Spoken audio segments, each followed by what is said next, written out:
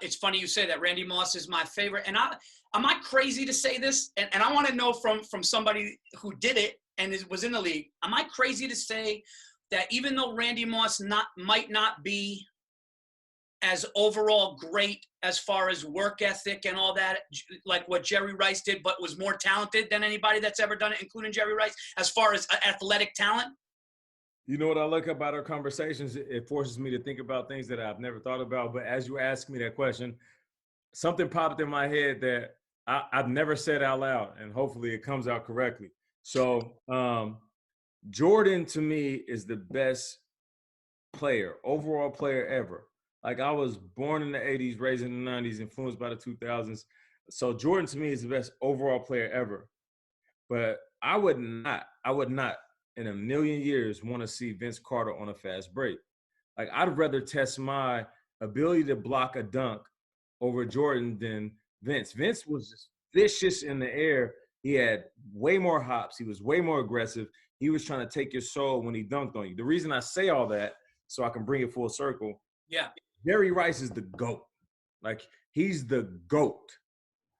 But I would not want to see Randy Moss as a defender.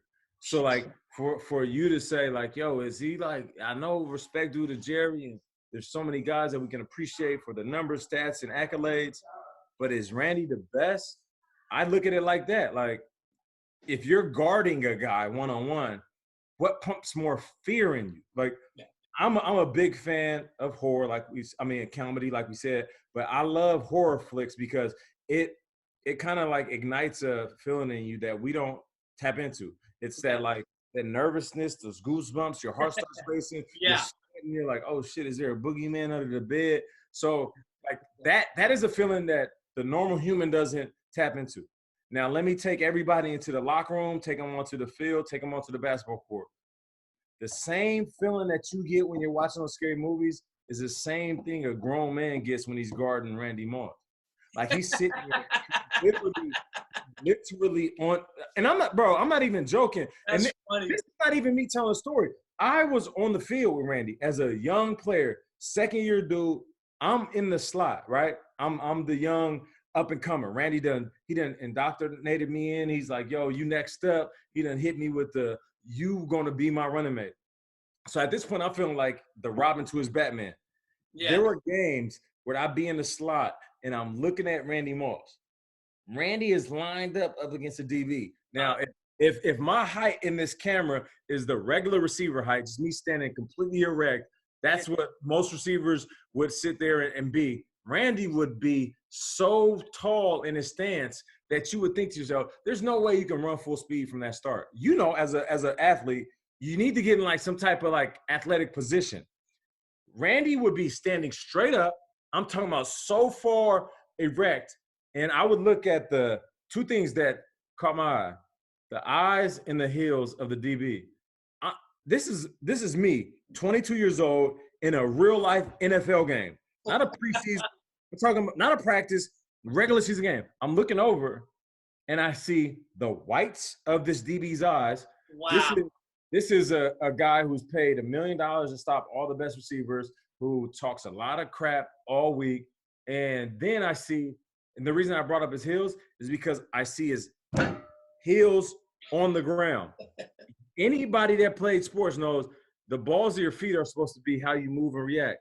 Yeah. This DB is showing me the whites of his eyes and his heels on the ground, which means he's scared shitless, and he also is ready to backpedal out of there. So, like, I get it. Jerry Rice he was unbelievable. But Randy pumped a different type of fear in grown men. So I agree with you. Randy, I remember seeing him as a rookie on Monday Night Football, Lambeau Field, and the show that he put on there under those lights, like, it was really watching him. And then even later in his career, when they called him a slouch, and then he caught that ball with one hand, he said, well, let's see what this slouch could do. Yeah, he's a special, like, to me. And you'll love this story. I'm at Giant Stadium. And it was Giant Stadium at the time. And it was when they were going for 16-0. Mm. And they ended up beating us 38-35 because Eli made one mistake in that game. And that was the game where Tom Coughlin won the team because Strahan and Tuck told the story about how he said, I know we're already in the playoffs against the Buccaneers, but we're stopping the streak. And they said when he said that, but I'll never forget Tom Brady for the record. Remember, he threw the record for touchdowns and the record for the catch.